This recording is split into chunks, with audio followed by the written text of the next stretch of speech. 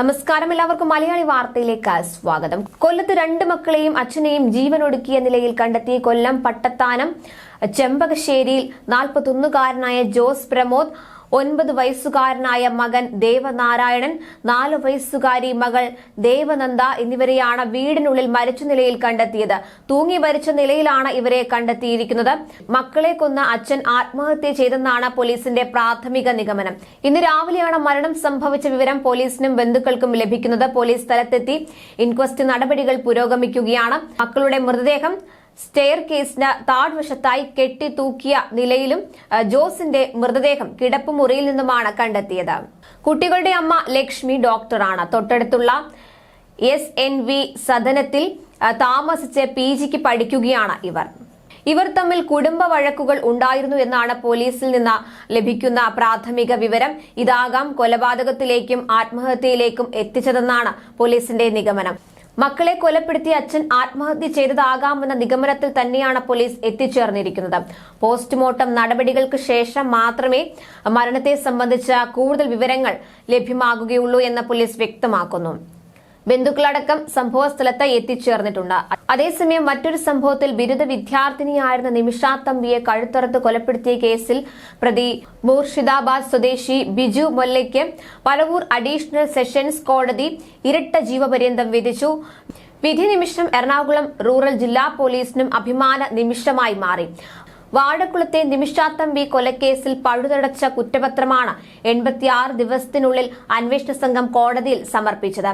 40ഓളം സാക്ഷികളെ വിസ്തരിച്ചു.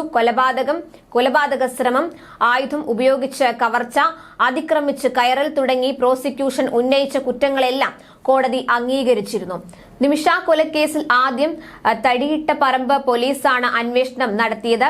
തുടർന്ന് റൂറൽ ജില്ലാ ക്രൈംബ്രാഞ്ചിന് ഇത് കൈമാറുകയായിരുന്നു.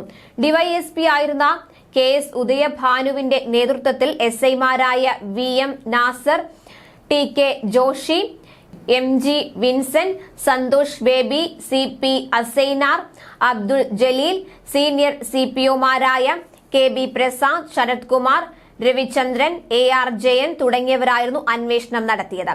പ്രോസിക്യൂഷനു വേണ്ടി പബ്ലിക് പ്രോസിക്യൂട്ടർ MV ഷാജി ഹാജരായി. 2018 ജൂലൈ 30 രാവിലെ 10 മണിയോടെയായിരുന്നു കേസിനാസ്പദമായ സംഭവം.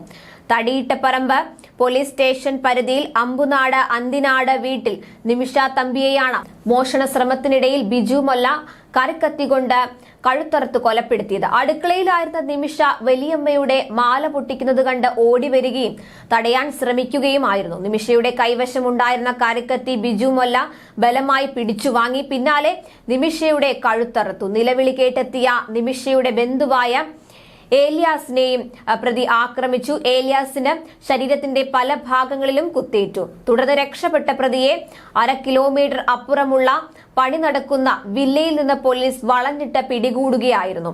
തടിയിട്ടപ്പറമ്പ് SHO ആയിരുന്ന PM ഷമീറാണ് കേസിൽ പ്രാഥമിക അന്വേഷണം നടത്തിയത്.